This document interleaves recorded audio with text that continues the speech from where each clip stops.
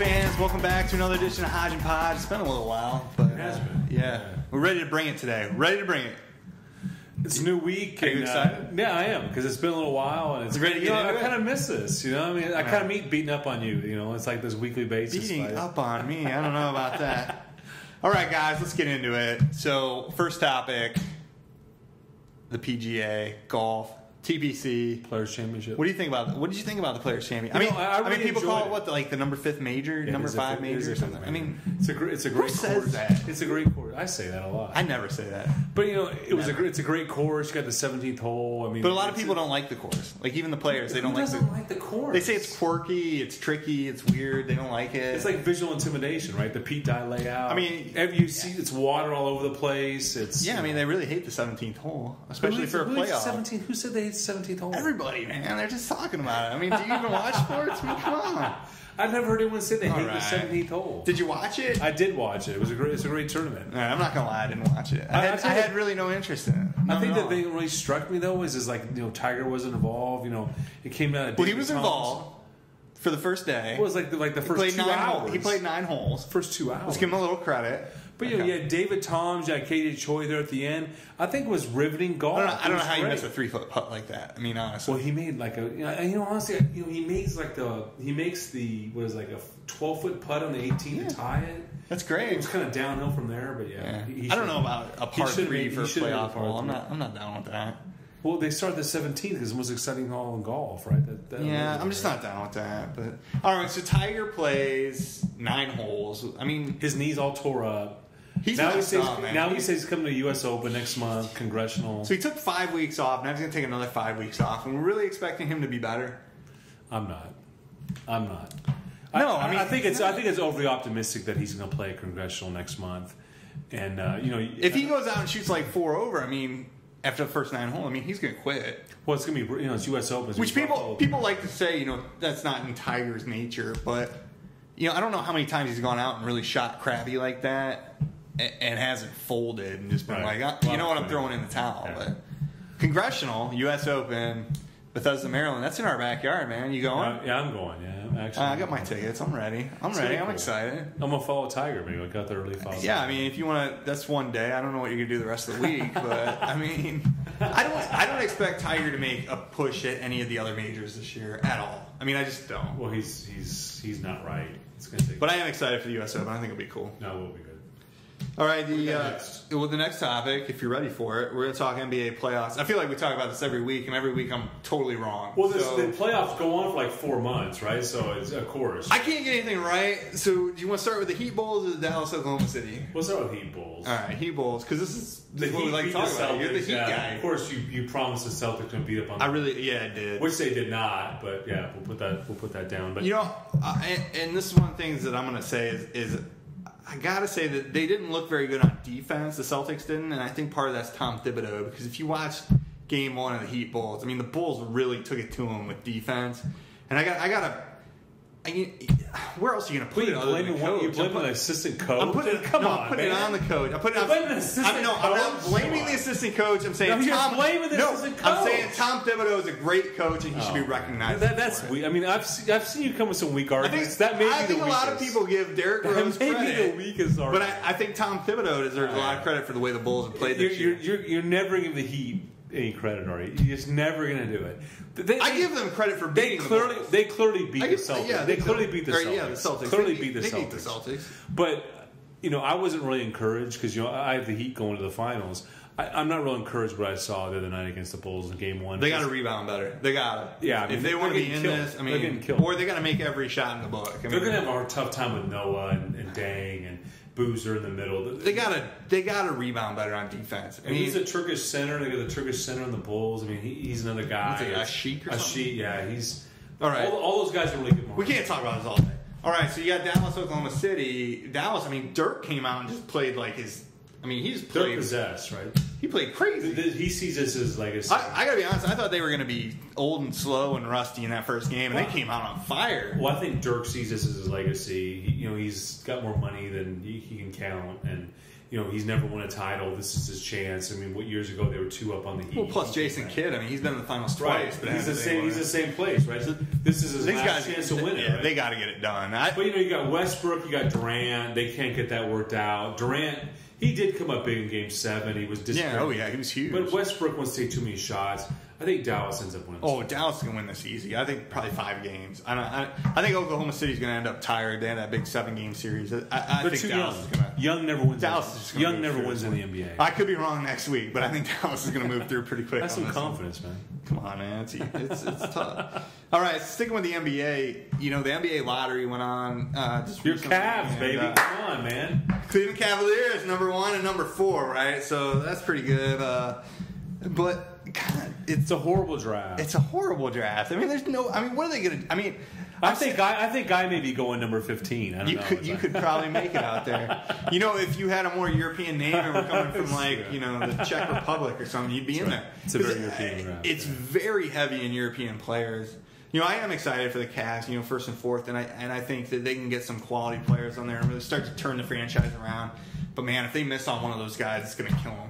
Just kill them. Well, the guy from Duke, the point guard from Duke, that season projected.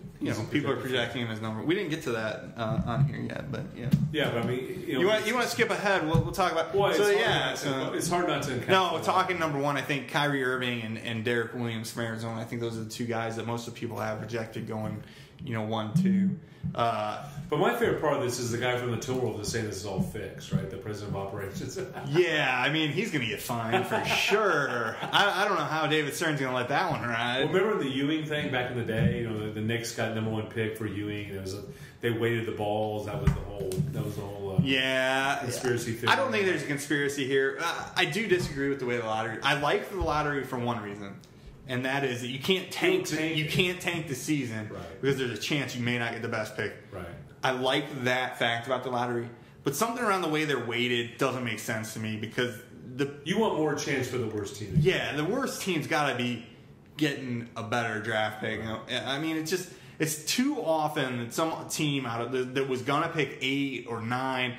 I think you got to weigh 1, 2, and 3 way more heavily to make it more fair. Yeah, I don't disagree with that, but they're trying to make it where these guys don't just. They're trying to have a little fun. They want to mail it in at the end. I understand they're trying to have a little fun with it, but I mean, come on. I mean, if the worst team never gets the number 1 pick, I mean that's not good. That kind of sucks. It's not a positive. Yeah. All right, number 4. This is right up your alley. It's baseball we're talking here, and the Yankees.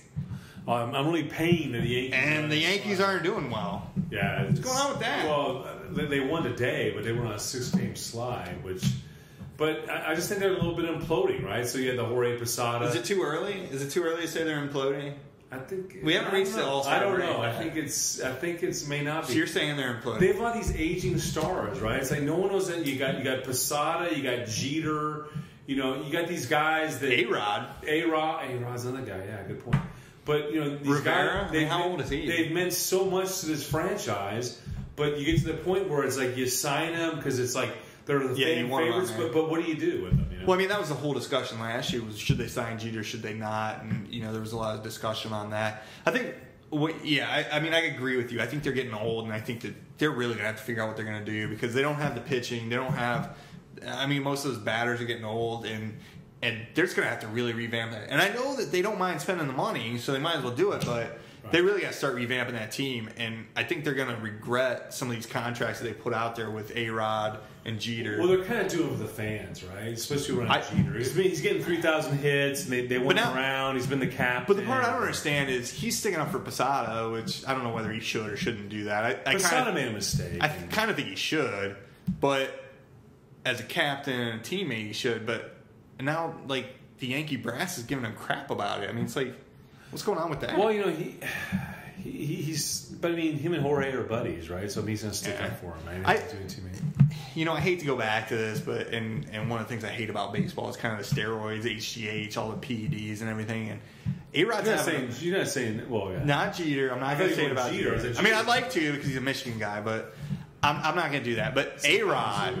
A-Rod is really, he's starting to age. I mean, it's one of those things you might throw out there with Tiger, because Tiger's starting to break down. You know, it's the whole HDH, PEDs. You know, is that? I don't know. I think A-Rod, you know, his best days are behind him, right? But yeah, I mean, I don't think A-Rod's going to get the home run record. I don't think so either. It's going to be a tough one. What we got next? Oh, well, it's kind of up my alley, I guess, although you like the baseball stuff. But, you know, number 5 here, we're talking about the Reds-Cardinals and kind of some of the history that's going on with them recently. This is a new big rivalry. You think it's a big new rivalry, huh? Did you see it the other day? I mean, they hit Posada in the 9th inning. Dave Duncan's out there. Well, I think last season. They hit Pujols. He did hit him. He definitely threw inside. I don't think he meant to hit him. It wasn't an intentional hit. I think it was just, he wanted to back him off the plate a little bit. I think Pujols is one of those guys that tends to crouch the plate a little bit. Right. And so he was trying to give him a little heater to shake him up a little bit. But well, the beauty of it was the reaction from the Cardinals dugout. Duncan's out calling out the reliever. He's yelling all the yelling. Yeah. I mean, and it's like, why would he hit the guy? Why would he hit Pujols in that situation? Right? There were 2 guys on. They're only up by 2 runs. It makes no sense. I think the Cardinals totally overreacted to that. Yeah, no, I think the Cardinals totally. Yeah, I hate doing this, but I'm going to agree with you. I think the Cardinals totally overreacted. I think the biggest thing, I think it was blown out of proportion that he got hit. The Pujols got hit in the 9th, blah, blah, blah. Right. You know, I think that was a little blown out of proportion. But then you got the Reds commentator coming back, you know, calling out, you know, this guy's a whiner and this and that. And, well, yeah, for broadcasting, I don't know if you really call that a Hall of Fame, but we can get into that some other time. Broadcaster. And now La Russa's mad about the commentator. And personally, I like commentators to speak what's on their mind, but you don't just call guys out. I mean, there's just no reason for that. I think it's kind of ridiculous. I think at a certain point you feel like you sort of have like the carte blanche. I mean, it was like, you know, back in the day when Harry Carey was calling the Cubs. I mean, he called the players if they made a mistake. Oh, these guys messed up. Unless soon the announcer gets bigger than the players. Right? I wanted to say like, oh well, you know, maybe he knows these guys, but even then, if you know these guys, like, why would you call them out and why would you say anything bad about them? It's just kind of ridiculous. I think, you know, stick to the game, call the game. If they're a dirty pitcher, you can say that, but just to call somebody a whiner, there's no need for that. I mean, let it go. Let it go. I know, but I think because the Cubs have been so terrible and have been so terrible for so long that, yeah, I agree with you. The Reds and the Cardinals are kind of a budding new rivalry, which is kind of cool. I think it should be interesting to watch. Especially in the same division. It's going to be really close all year. See what's going to happen. Yeah, exactly. You know, you got Joey Votto over there. He's kind of a big deal. It's a great play. All right, well, that's kind of it for us today. You know, as always, hit us up. Twitter, Hodge and Podge. Facebook, Hodge and Podge. It's going to be back this week. We got the Hodge and Podge show at gmail.com. Is there anything I'm missing? No, I think you got it. Yeah, we need the feedback, man. So we got to keep this show going. It was great. You know, we'll be back in about a week, and you know, thanks for listening.